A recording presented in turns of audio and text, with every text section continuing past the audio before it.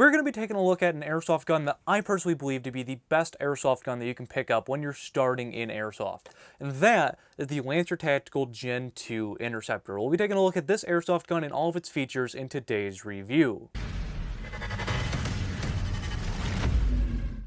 What's up, Airsofters? My name is Lane and welcome back to the BB Warrior. We're here to help you have a better time both on and off the airsofting field through educational content, and if you enjoy videos like these, I'd love it if you joined our community, putting that subscribe button down below for new videos just like this one every Tuesday and Friday. So I was really excited to get sent this gun by Lancer Tactical and Airsoft Megastore, so huge thanks to them for sending me this out so that I could take a look at it. However, I was really excited to take a look at this gun because it's been a while since I was a beginner player. I've been playing Airsoft for 9 or 10 years now or so.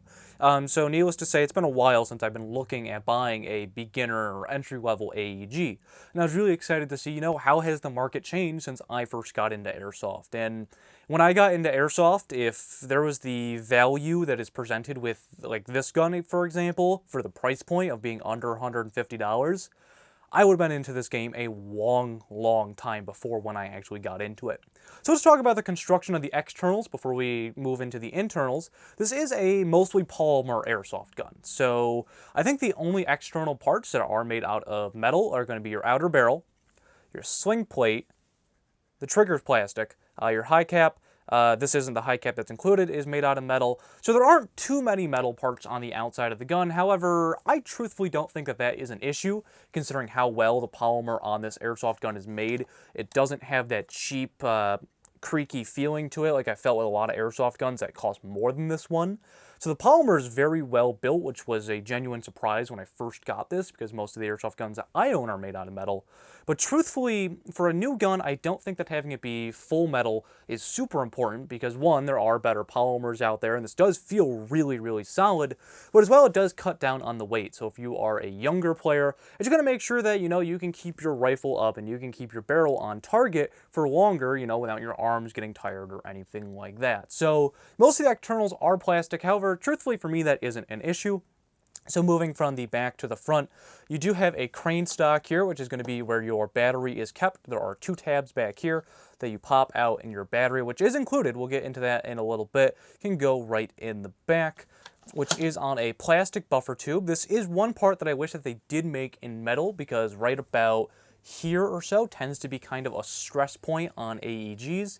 However, I understand why they did a plastic one to, reduce cost and make this gun more affordable and allow them to do better internals.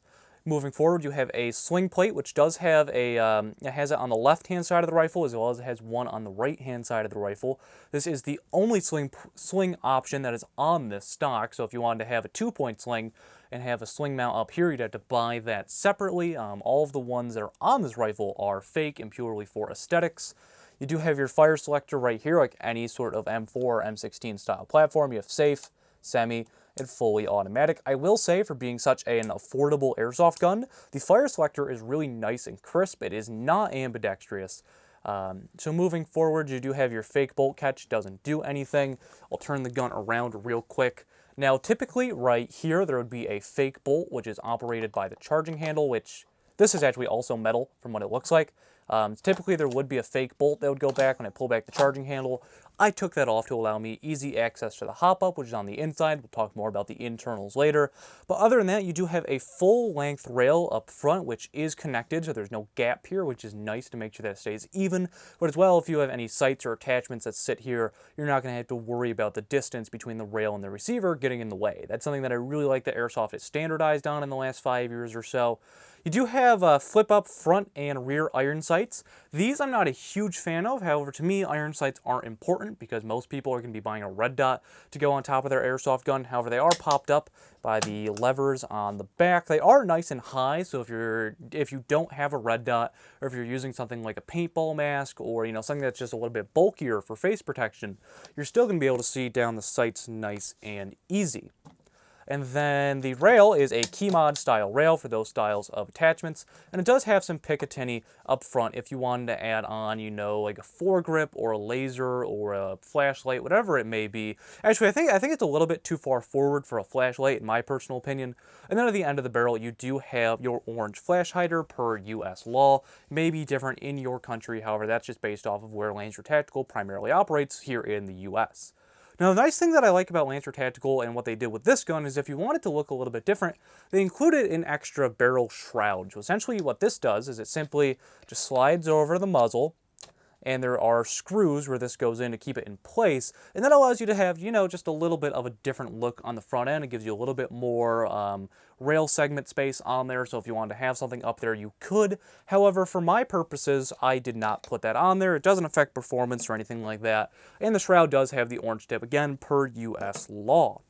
So that's going to be pretty much everything about the externals of this gun. I think that even though it is polymer, it is a good built external gun. And I do want to talk about the pistol grip, because I completely forgot to talk about that.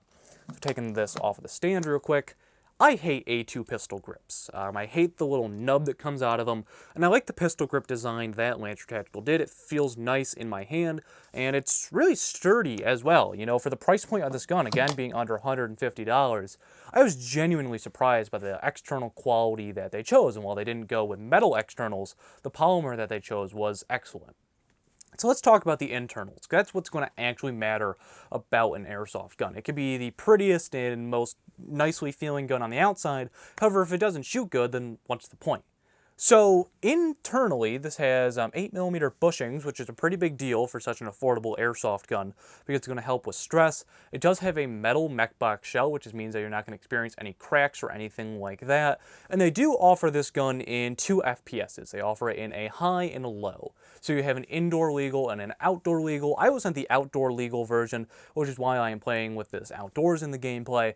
But they do offer both versions. Now, FPS doesn't mean everything. If I could go back, or if I had a choice, I would choose the 351 because I do like to play indoor, so I would want to go with that lower FPS. However, I'm a big fan of having the 390 as well. It helps push your BBs just a little bit farther outdoors, which is primarily the season that I am in right now. But talking more about the internals, the motor is a neo-magnet motor, which is a good thing.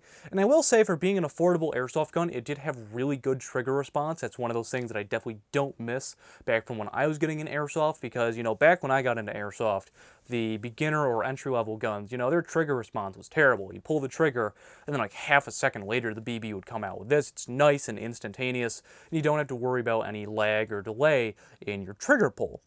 So the next thing I want to talk about is the hop-up. Now, this is a rotary style of hop-up. This was something I was not expecting at all. And rotary hop is just better, in my opinion, because it's a little bit easier to fine-tune, and your hop-up stays in place. You're not going to have it accidentally, you know, applying more hop or applying less hop. And I'm really glad that Lancer Tactical did this. However, this rotary hop is a little bit different than the ones that I have experienced. And you may have noticed, if you've been paying close attention to the gameplay, my BBs aren't going very far. That's because on most rotary hop-ups that exist on the market, turning it upwards means more hop-up. That's kind of the standard. However, with the Lancer Tactical, going down means more hop-up. So in all of the gameplay that I recorded for today's review, I am using no hop whatsoever. So that would explain why I don't have optimal range. I think that's a little bit weird, and that may be the reason why I did try to throw in a separate hop-up just to see if it was an issue with, you know, like the FPS or something. However, my other hop-ups that I tried using a VFC hop-up, just flat out would not fit in this gun. I just wanted to test it.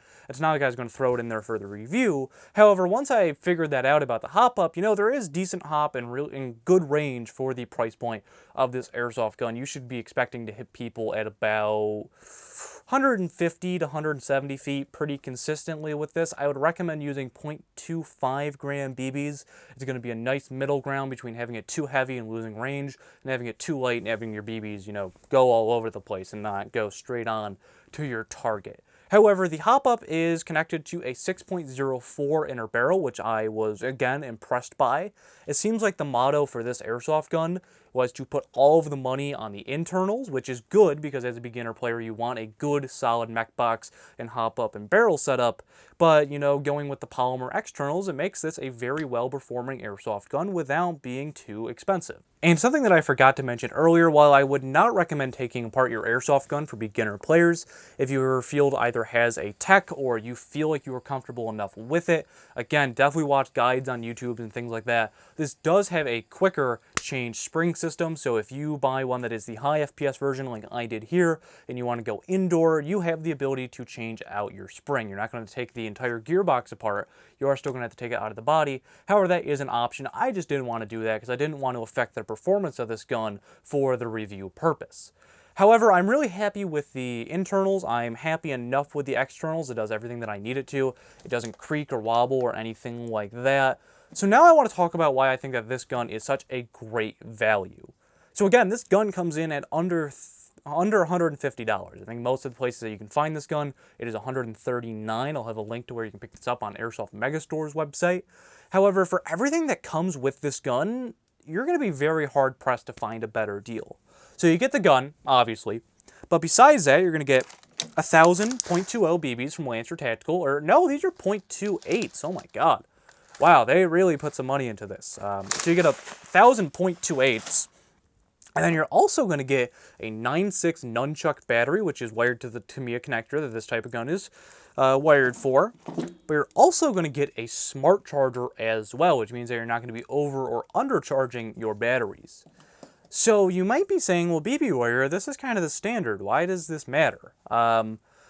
Well, one, you get a 9.6. Most companies that are going to send you a battery or a charger with the gun, they're going to send you an 8.4, which 8.4s aren't very good. It's like just enough to make the airsoft gun work, and you're not going to see very good performance. And this battery is actually a really good, high-quality 9.6 battery. I've felt comfortable throwing this in other guns that I own that are, you know, a little bit higher price point, and it works fantastically. And as well, because they include a smart charger, you're not going to destroy the battery that you got. So, like, I remember back in my day, when I first started getting into airsoft, everything kind of cost more, and you didn't get as good as a gun. So, like, back when I first got into seriously getting into airsoft, the gun itself was 150 bucks. It wasn't this exact gun, obviously, but the gun was 150 bucks, and then you got another 25 bucks for a battery, another 30 bucks for a charger, another 15 bucks for BBs, let's say. So already you're at $200 just to get into airsoft, and that's before eye protection or gear or extra mags or extra batteries, things like that. So I think that this is such a great value, and I think that newer players getting into the sport are super spoiled. I'm just a little bit envious because I didn't have this back when I was getting into airsoft. But overall, my final opinion, I think if you're looking for a great beginner's airsoft gun, if this is your first airsoft gun, or if you're just looking for a solid backup, I truthfully don't think that you can go wrong with the Lancer Tactical Gen 2 Interceptor. And besides this model, they do make the Gen 2 guns in a bunch of different configurations with different rails and barrel lengths and FPS. And if you're looking to spend a little bit more, they do have their Warlord series, which does have a aluminum upper receiver, which has a one-piece rail that's a part of the receiver. So Lancer Tactical has a ton of different options out there depending on your price point. If you're looking for either a more entry-level gun like this one, or something that's a little bit higher up on the food chain with some additional features and metal parts on the externals, I don't think that you can go wrong with Lancer Tactical for a entry to mid-tier level gun. But that's going to do it for today's video. Thank you guys so much for staying until the end. I want to know, how long have you been playing airsoft, and, you know, what did you get when you first started getting into this hobby? What type of airsoft gun did you pick up? Personally, I'm the type of person that always recommends picking up an M4 as your first airsoft gun, because there's just so many parts and accessories that you can get for them. They're customizable to your heart's content. But that's going to do it for today's video. Like I said, if you enjoyed this video, I'd love it, again, if you joined our community, if you haven't already, by hitting that subscribe button down below and hitting the bell icon next to it for new informational airsoft videos every Tuesday and Friday. Again, a huge thanks to Lancer Tactical and Airsoft Megastore for sending me out this gun to take a look at. It was a real fun gun to do some gameplay with, and it made me all nostalgic for when I first started playing airsoft. Again, they were kind enough to send me out the gun so that I could do today's review and make it possible for newer airsoft players like yourself. But anyways, guys, make sure to check me out on social media. This has been Lane from the BB Warrior discussing the Lancer Tactical Gen 2 Interceptor, and I will see you all next time.